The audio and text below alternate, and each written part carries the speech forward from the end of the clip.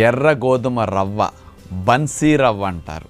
Polish పట్టని మంచి quality బన్సీ గోధుమల్ని రవ్వ పట్టిస్తే దాంతో చేస్తే ఉప్మా చాలా బాగుంటుంది. మన న్యాచురోపతి విధానంలో రోజు మొలకలు తినాలి.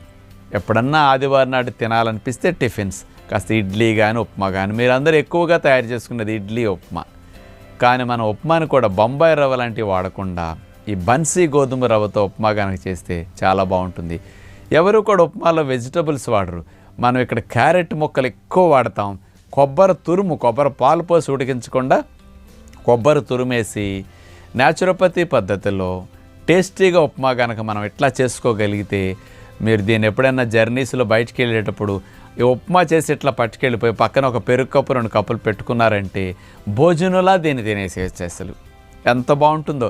కొబ్బరి పచ్చడి కానీ పల్లీల పచ్చడి కానీ ఒకటి చేసి పెట్టుకుంటే చాలు.